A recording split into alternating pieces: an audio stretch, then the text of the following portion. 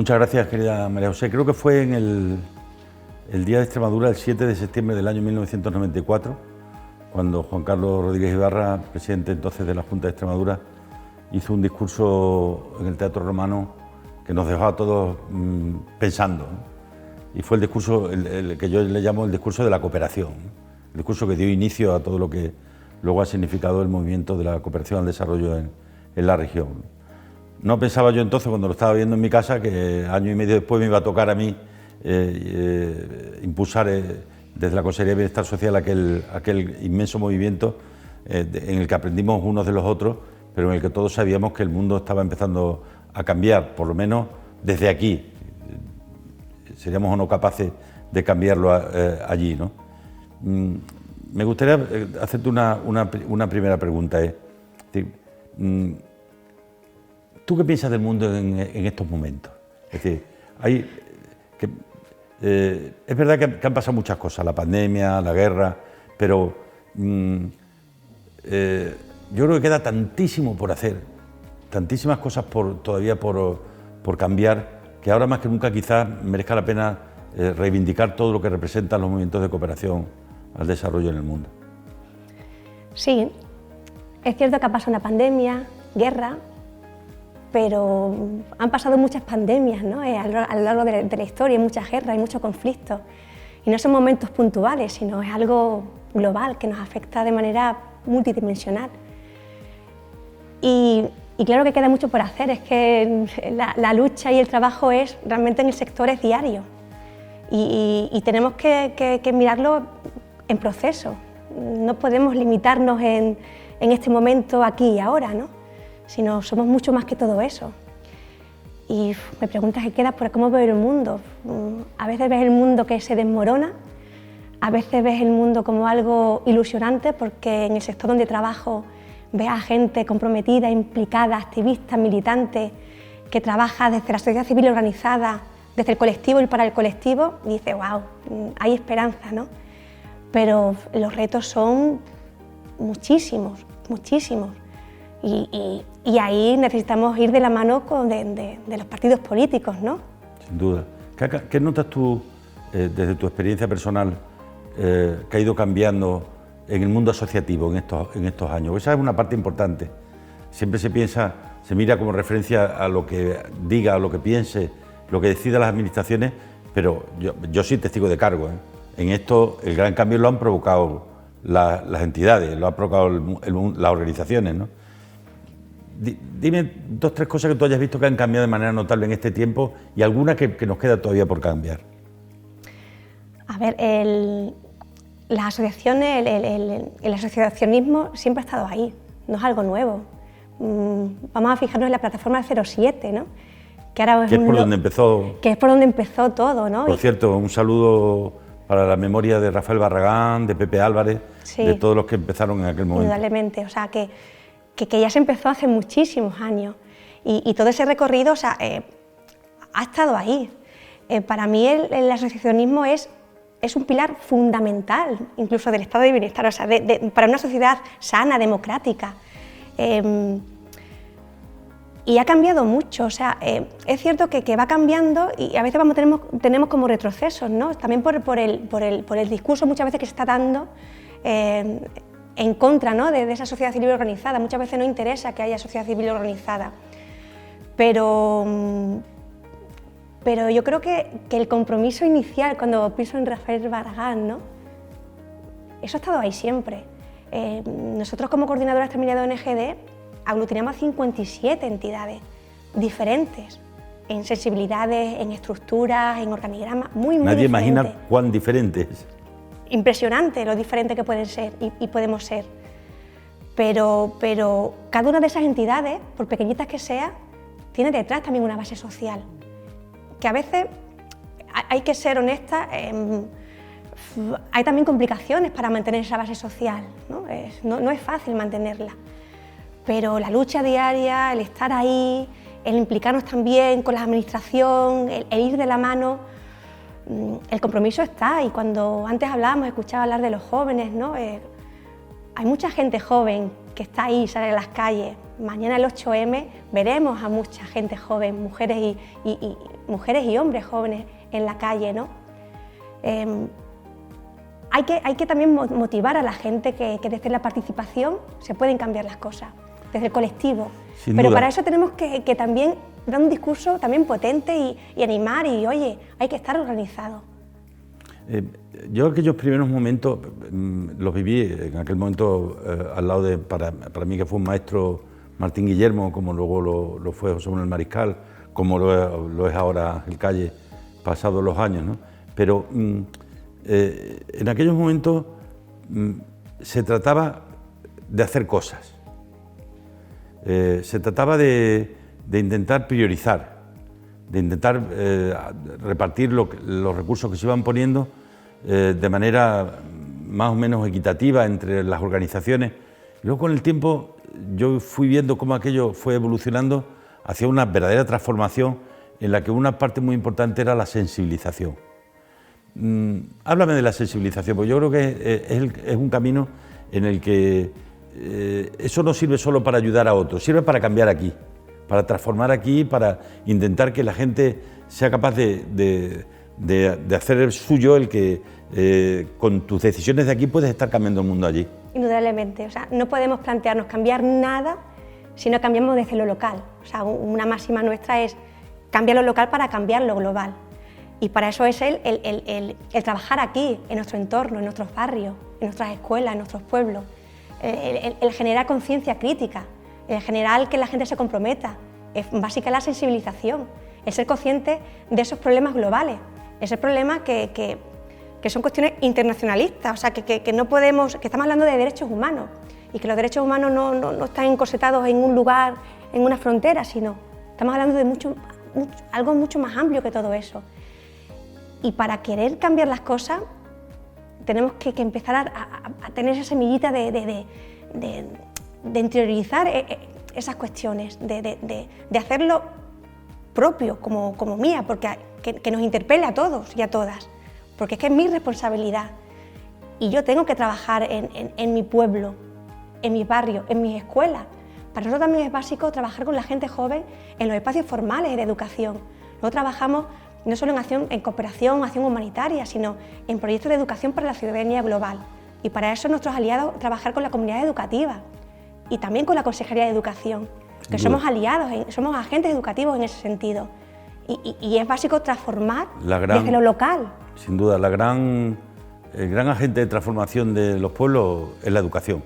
Entonces, a mí me pregunta, ¿cuál es la consejería más importante de todas? Educación. ¿Qué es lo más importante que ha pasado en estos 40 años de nuestra vida autonómica?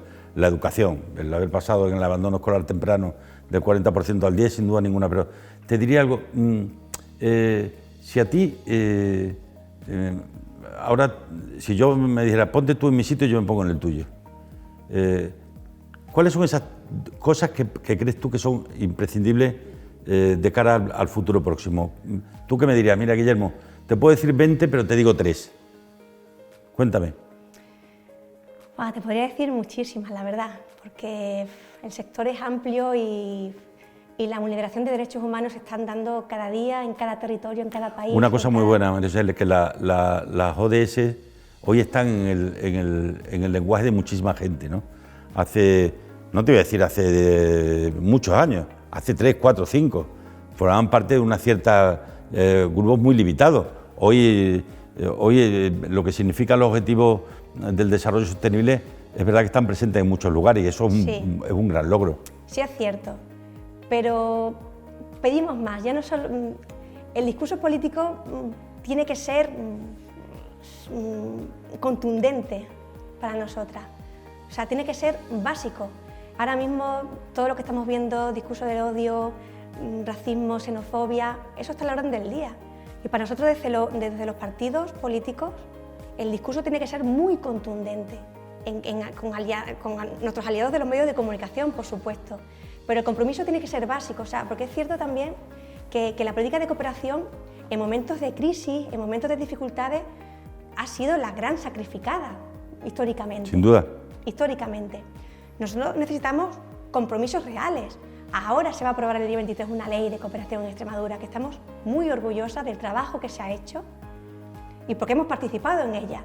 Nos han abierto las puertas para participar, hemos agarrado, por supuesto, la mano y hemos ido de la mano, no solo con las entidades a lo interno desde la coordinadora, con otras entidades, por supuesto, de la mano de Ángel Calle en la agencia, con los grupos políticos. O sea, ha sido un diálogo enriquecedor, muy positivo y en teoría puede haber consenso, pero para nosotros el discurso es importantísimo porque se pueden haber escenarios, y ya los hay algunos escenarios a nivel más locales, que asustan. Entonces el compromiso tiene que ser claro. Y un compromiso presupuestario también debe ser claro, porque al final, nos guste o no nos guste, las políticas tienen que ir acompañadas de presupuesto, porque si no es difícil transformar, innovar, hacer grandes cosas, si no va acompañado de un presupuesto.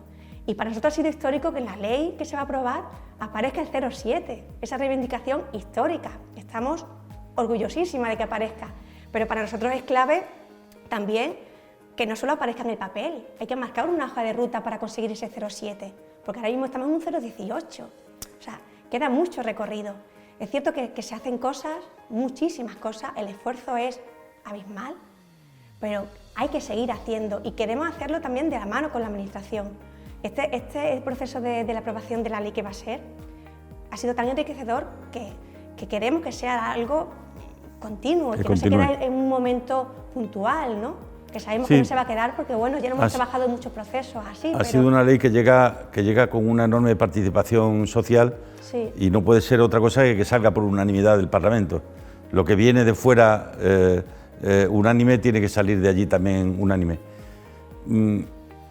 Cuéntame brevemente una reflexión sobre la inmigración, sobre los refugiados. Este es un debate abierto en el mundo. Europa está por primera vez en su historia reciente en una situación de conflicto ideológico, porque hay gente que piensa y cree que las cosas tienen que ser de otra manera, que esto se resuelve cerrando fronteras, renacionalizando todo. Cuéntame desde una persona que está en una posición tan cercana a tantas organizaciones que trabajan en este mundo, háblame de inmigración y háblame de refugiados. Te hablo del derecho a migrar, al derecho a la movilidad humana, porque así lo entendemos y así es. Todo el mundo tiene derecho a migrar. Y en ese derecho a migrar, en ese proceso, es muy doloroso cómo estamos recibiendo todo eso. Muchas de las entidades trabajamos en países que se convierten en países de origen de la migración, países de tránsito, incluso de países de destinos, ¿no? Y estamos con población migrante todos los días. Población migrante en aquellos países y población migrante aquí y población refugiada. Esto no se resuelve destinando más fondos para externalizar más fronteras y subir más las vallas. Eso no se resuelve así. Esto no se resuelve tapándonos los ojos y dejando morir a muchísimos migrantes a las puertas de una costa. Si no nos remueve, que tenemos un problema como sociedad. Y porque es que estamos dejando morir, y eso es un delito. Es que una vez escuché, en una tertulia, además con una compañera, es como si yo voy por la carretera, hay un accidente de tráfico, hay un accidente y una persona me está pidiendo auxilio. Y no me paro. Y no me paro. Es un delito. Y eso es lo que estamos haciendo. Primero es que tenemos derecho a migrar y hay que concebirlo así. Y luego la cantidad de gente que está migrando por necesidad, ya por la crisis climática, que ya hay que ponerlo encima de la mesa y ya en la nueva ley ya se habla de eso. Sí, cuando una madre o un padre no tienen perspectiva de poderle dar una vida a sus hijos, pues buscan donde se la puedan dar. Yo es que migraría. Pero si es que migró gran parte de este país y entre otros nosotros, ¿no? Somos una tierra de migrantes. Yo creo que es un poco ser capaces de darnos cuenta que la solución está en intentar resolver en origen los problemas que la gente tiene, pero respetando siempre el origen a poder migrar y a poder tener derecho a la movilidad, que yo creo que es fundamental. Ahora, para terminar, una cuestión que a mí siempre me ha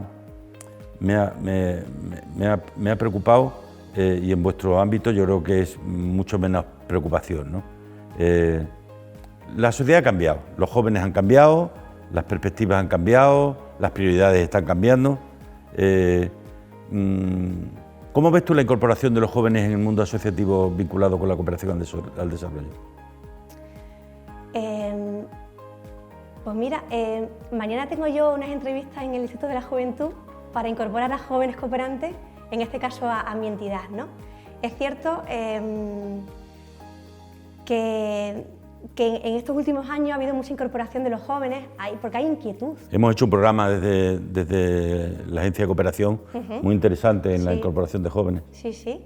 Incluso esos jóvenes se incorporan, tienen una primera experiencia formativa y luego se incorporan al seno de las entidades como personal, como trabajadores, ¿no? Y trabajadoras.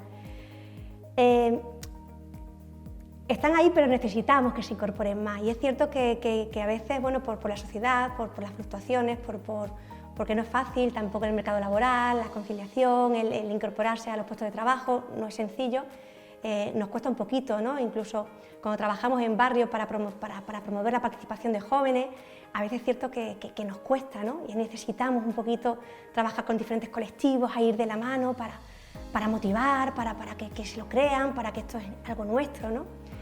Pero luego, por otro lado, es cierto que hay ganas, que ves que encima hay jóvenes que se están formando incluso no para militar, que también, sino para trabajar en el sector. Y necesitamos a esos jóvenes, los necesitamos, pues es la base de todo, ¿no? Ya tenemos ya nuestros añitos, llevamos en esto mucho tiempo, pero se tienen que incorporar poquito a poco. Pues muchas gracias, María José. Ojalá que seamos capaces de sacar la cooperación al desarrollo del mal debate político. Yo creo que el debate es bueno en sí mismo, ¿no? Pero los principios que inspiran la Declaración Universal de los Derechos Humanos no pueden ser objeto de debate político. Y yo creo que eso es lo que nos tiene que inspirar, lo que nos tiene que servir para intentar lograr que la maldita cuna no sea la que defina la vida de las personas, y eso se cambia pues, con políticas públicas, con organizaciones como lo que vosotros representáis. Muchas gracias, de verdad. A ti, muchas gracias.